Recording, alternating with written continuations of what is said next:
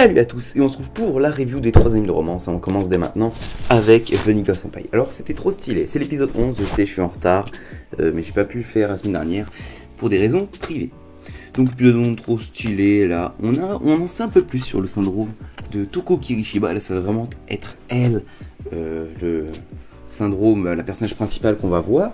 Avec Mai, quand Mai a dit... je suis Toko Kirishiba, blabla. Pour moi, c'est vraiment soit Toko Kirishiba qui a pris le contrôle de Mai après son accident, quoi, qu'on a vu quand elle veut jouer le rôle, soit alors elle a pété les plombs, et voilà. Donc voilà, je sais pas trop comment penser, sachant que tout le monde rêve. Mai n'a pas rêvé, Toko Kirishiba n'a pas rêvé. Pour moi, c'est vraiment un truc où elles vont fusionner, ou un truc du genre.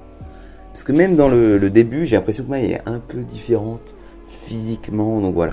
Donc on sait aussi que Toko Kirishiba, elle ne veut pas dire, mais que Néné, elle, c'est la raison de pourquoi elle est invisible. Et on sait pas trop pourquoi encore... Bah on sait pourquoi que Néné est un peu disparu, dans le sens où Mai, elle a fait une ascension et Néné est devenu invisible. Et voilà, ça, le truc à peu près comme ça, c'est trop stylé. Moi je vous dis, j'adore ça, c'est trop stylé. Mais la question est maintenant de savoir comment que ça va se passer la suite. Parce que si Sakuta, il empêche l'accident, il se passera quoi pour Toko Kirishiba? Et s'il continue et qu'il laisse faire et qu'il y a l'accident, il se passera quoi pour Mai? Est-ce qu'elle sera possédée? Est-ce qu'elle sera... je sais pas quoi? Comment que ça se passe? Et aussi une histoire avec le pote de Sakuta. À mon avis, Néné est amoureuse du pote de Sakuta et lui en mode je cherche les jolies filles.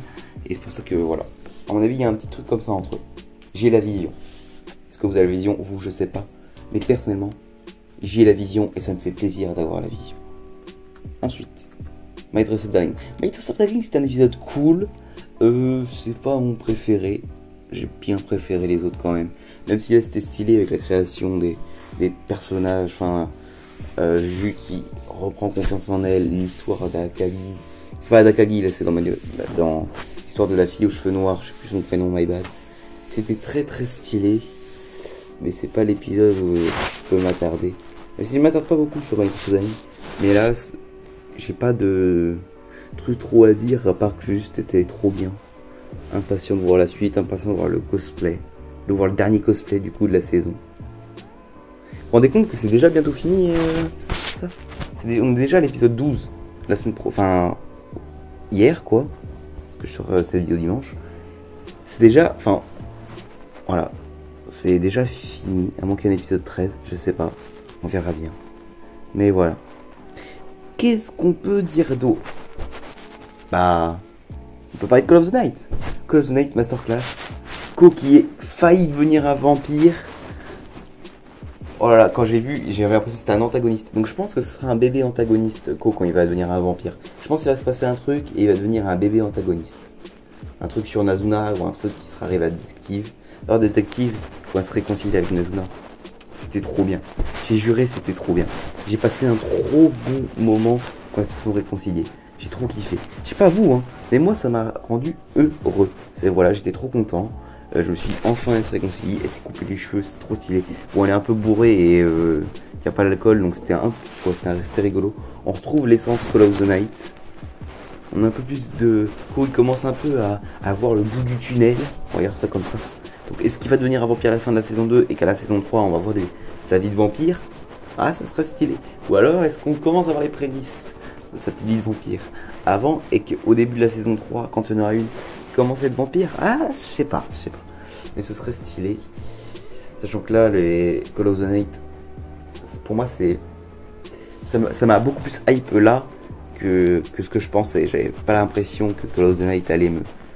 J'allais regarder parce que j'avais kiffé la saison 1, mais je m'attendais pas non plus à ce que ce soit... que ça me prenne comme ça.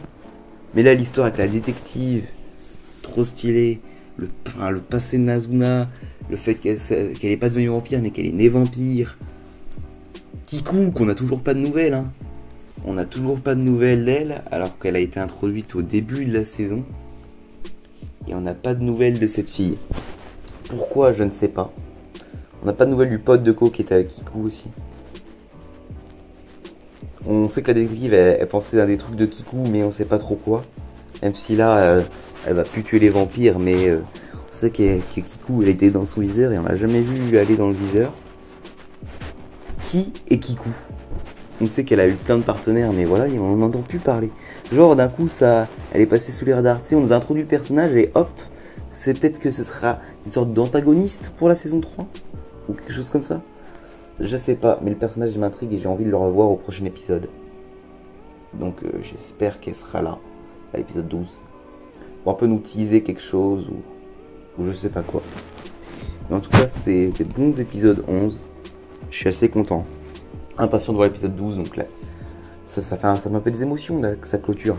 Mais bon, c'est comme ça, donc si t'as aimé la vidéo, que vous voulez parler ces animes en commentaire, n'hésitez pas à faire ça, allez voir mon compte TikTok, on en parle souvent d'animés, de romances, de webtoons. Là, il y a des vidéos qui se préparent, je sais qu'en ce moment, les vidéos sont pas travaillées, mais il y en a moins qu'avant, on a plus qu'une par semaine à peu près. Même si là, on va en avoir une deuxième par semaine avec l'épisode 12 qui sortira mercredi normalement. Voilà.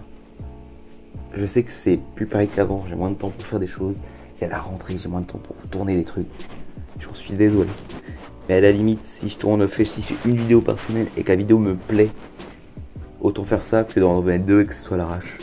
Autant que je prenne mon temps, c'est pas grave. J'aurai d'autres temps, j'aurai les vacances pour travailler sur ça. Donc voilà.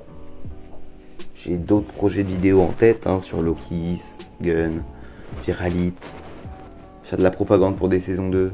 On a plein de choses à faire, donc si t'as aimé la vidéo, like, abonne-toi. C'était un mec pour vous servir. Allez, salut!